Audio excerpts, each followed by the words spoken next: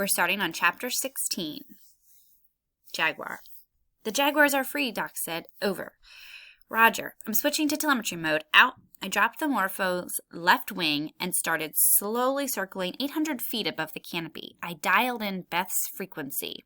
When I picked up the steady beep, beep, beep from her radio collar, I marked her position with the GPS and wrote the location down with the notebook Doc had given me. Next, I dialed in Wild Bill's collar, then Tall's. The 3 Jaguars were together under the umbrella of the rainforest canopy. I flipped the switch back to radio. They're all coming in loud and clear. Great, Doc said. Roll and I are going to do some exploring. We should be back later this afternoon or early this evening. Out. It was a beautiful day, despite the intense heat. As I flew back towards the camp, I tried again to see the tributary we had taken to get to the lake. It was nowhere in sight. The canopy completely covered it. No wonder it wasn't showing on the map. We all refer to it as the tunnel now. None of us were looking forward to going back through it when the time came. We had been at the lake for 2 weeks. It took us 3 days to set up camp and 5 days for me to get the Morpho back together. It would have taken a lot longer if Silver hadn't helped me. The spot we picked for camp was about 200 feet in from shore under the rainforest canopy. We put up 4 tents, one for Doc and Flana, one for me, a cook tent, and a tent for our gear. Silver slept on the boat in his cabin. The boat was anchored on the far side of the lake near the tunnel, so I'd have enough room to take off and land the Morpho. Silver used the Zodiac to get to it. Raoul built a lean-to out of large palms near the edge of camp. We told him that we had a tent for him, but he wasn't interested. There was another thing he wasn't interested in either: clothes. The first day we got to the lake, he took off and hadn't put them on since. The only thing he wore was a cotton bag slung over his shoulder. It was a little strange having him running around naked, but we got used to it after a few days. Raoul continued to give me little presents. There was a flat rock next to the waterfall that I sat on during the heat of the day to cool off. From time to time, he would leave me gifts up there. So far, he had given me the jaguar tooth, various feathers, a turtle skull, a blue stone, and a dried piranha jaw. I never thanked him for the gifts. Instead, I'd leave a gift for him on the rock in exchange. I'd given him a pocket knife, a mini flashlight, a pair of pliers, a $5 bill, which was worthless, but it's all I had at the time. Flana was in botanical heaven. We hadn't been out of the boat for 10 minutes before she was up in a tree, crawling around in the canopy looking things over. She set up a canopy research station about half a mile from camp. She spent all day up there, and sometimes all night. Doc had slipped back into his unusual, intense self. He was up before the howler monkeys let loose with their morning center. He would slurp down a cup of coffee, pack his gear, and disappear into the rainforest with Raoul at his side. Going back to Poughkeepsie was the furthest thing from his mind, which didn't surprise me. With Raoul's help, he had already captured 1 anteater, 3 monkeys, 2 capybaras, 1 paca, 1 tapir, and a number of other small mammals. Most of the animals were radio-collared and set free. The animals that were too small to be radio-collared were either tagged or tattooed. Doc wanted to show what types of animals were out in the forest, how they utilized the forest, and how they interacted with one another. He was always running telemetry trials, trying to determine the effectiveness of radio tracking from the ground with a handheld antenna and receiver. One problem with air tracking is that on some days you simply can't fly because of weather or mechanical problems. Doc found out that the new ground tracking equipment we had would pick up a collar from about 5 miles away and sometimes further depending on the terrain and where the animal was hanging out. He was quite pleased with the results because it meant he could effectively track on the ground when the Morpho couldn't fly. At night, Doc would come stumbling back into camp totally exhausted and spend hours entering data into his laptop computer. Flana and I were concerned about how hard he was pushing himself. He wasn't drinking enough water or eating enough food. He slept about 4 hours a night, and he paid absolutely no attention to our advice. He wanted his preserve for the animals and the rainforest, but most of all, he wanted it for Bill Brewster. He wasn't about to let his human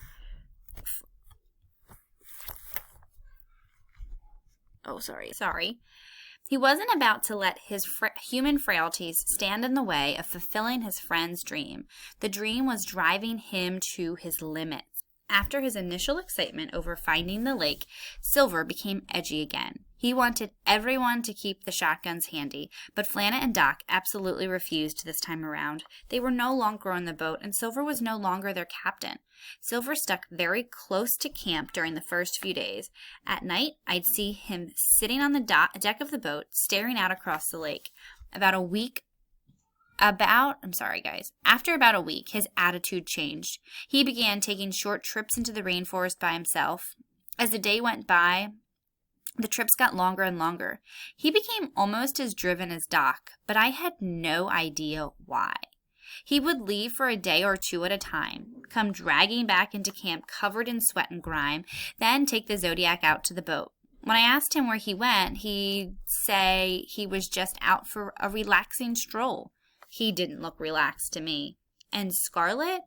She spent most of her time with the new feathered friends doing whatever macaws do in the rainforest. The only time she came to camp was when the flock visited the lake. And she never stayed long. When the flock flew away, she was right in the middle of it. As for me, I spent as much time as possible flying above the canopy in the Morpho. I took the ultralight up twice a day, weather permitting, to get locations on the collared animals. Doc had waited to release the Jaguars until he had a better understanding of the area. Now that they were free, tracking would be a lot more interesting. This was by far the clearest day I had flown, and I wasn't eager to get back to camp. Every time I went up, I tried to pick a different route back to the lake, but I didn't detour too much out of the way because we were low on gas and couldn't afford to waste it. Landing in the lake was easy compared to landing on the river. There was very little crosswind and the current was slow. The only thing I had to watch out for was a pair of dolphins that showed up periodically in the lake. Fortunately, they had learned to dive into the depths where they heard the Morpho's engine. I taxied to the beach, cut the engine, then jumped out and pulled the Morpho up on the sand.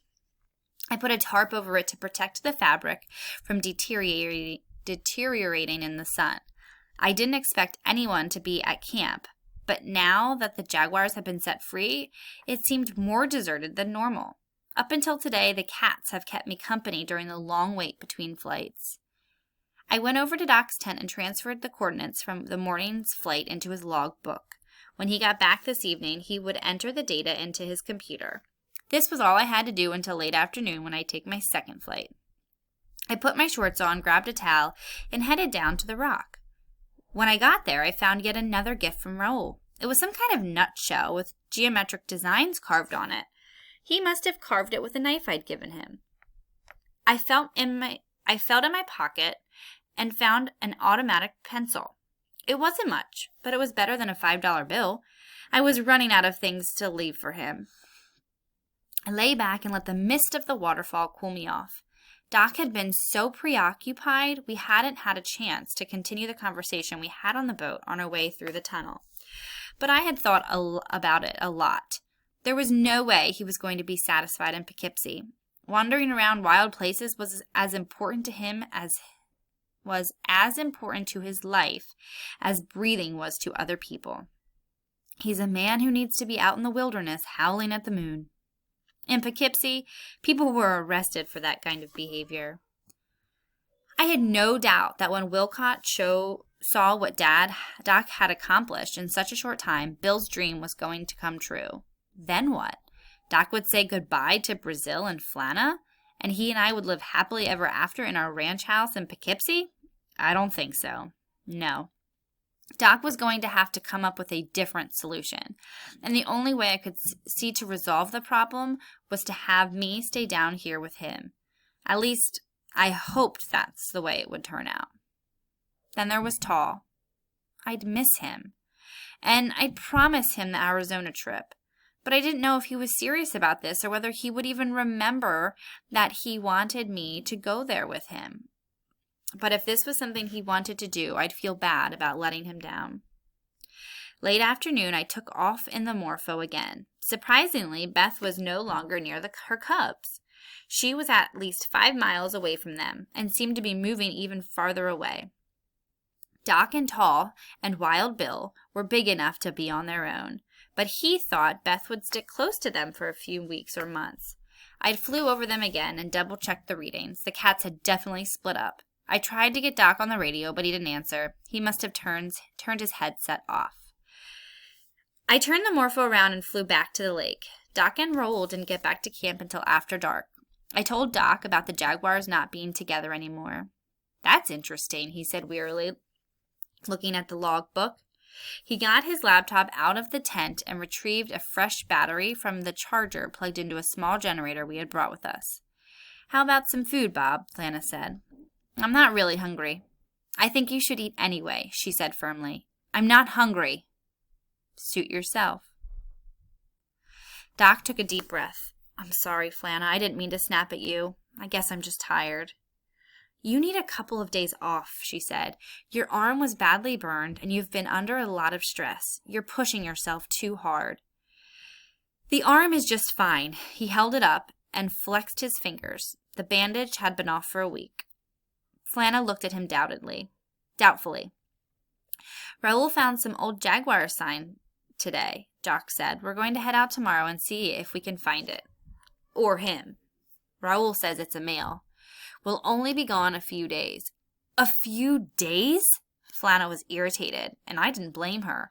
Doc was in no shape to go trapezing into the forest for several days. It might only take a couple of days, he said. We need to get more Jaguars collared. You're being foolish, Bob.